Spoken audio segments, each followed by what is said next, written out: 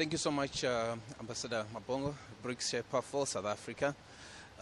Let's talk about your responsibility as a BRICS Sherpa. Thank you very much. As a BRICS Sherpa, I'm representing South Africa in all the meetings of BRICS, representing the leadership of our country. Therefore, I'm responsible for coordinating South Africa's participation in all BRICS meetings, in all BRICS engagements. This year, BRICS is chaired by the Russian Federation.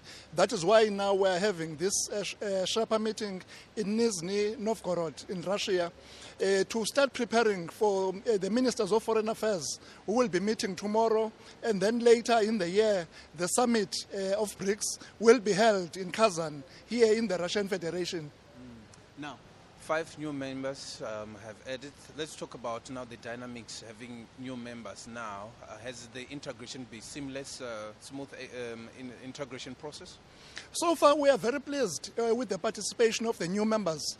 We feel that BRICS, the fact that so many people, so many countries want to be members of BRICS shows that the world is yearning for the BRICS as a grouping. Given the current geopolitics, we are seeing more countries indicating that they want to be part of BRICS, and therefore this shows the significance of this grouping.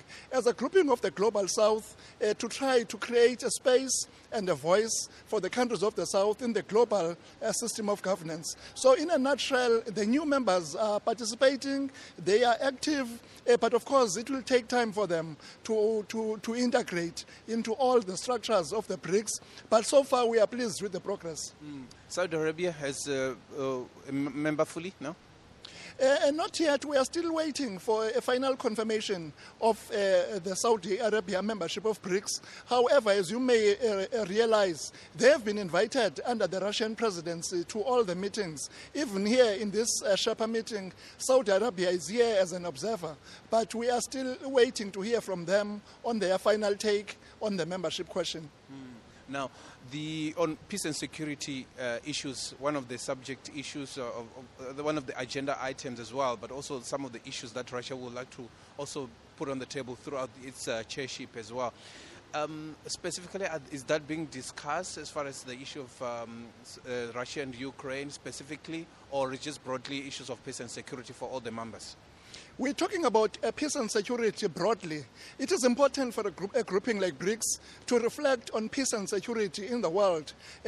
So if you look at the text that we are currently negotiating, it is talking about peace and security issues in the African continent, in Europe, in Asia, and also we have got a special focus on the situation in Palestine and Gaza. So the outcome document that will be adopted by our ministers will have a strong pronouncement on what is happening in Gaza. The situation keeps deteriorating there. You saw yesterday, just yesterday, more than 200 people killed, more than 400 injured. This may have been the single biggest massacre in Gaza since October 7. So we are reflecting on that as we negotiate the outcome document that will be adopted by ministers.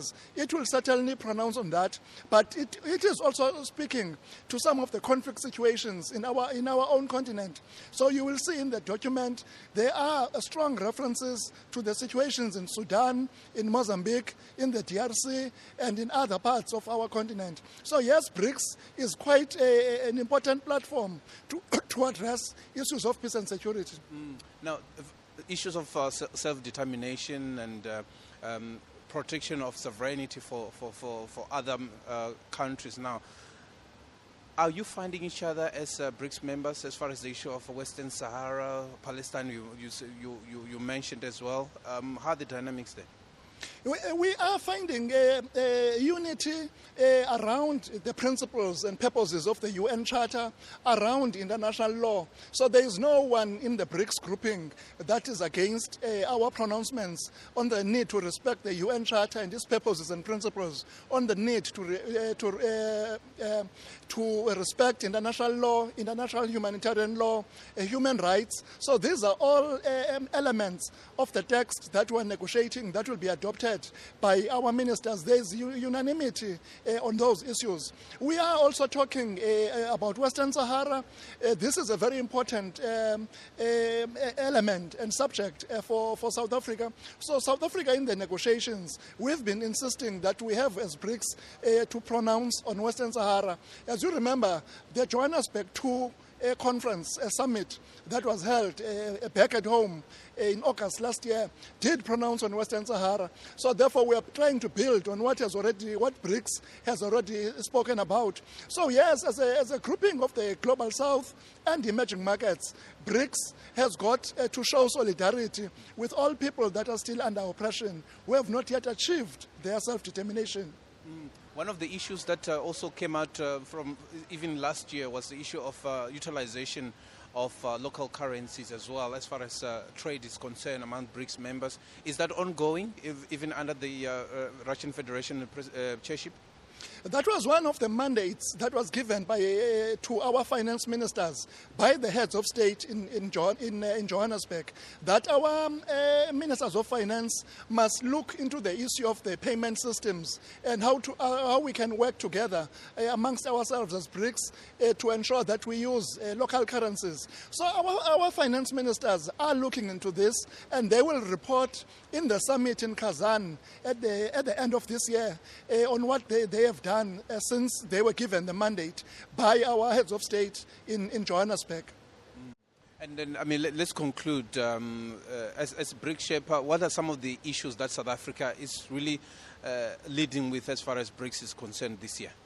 So South Africa's priorities on BRICS, first is the solidarity amongst the countries of the South in this very uncertain global geopolitical environment.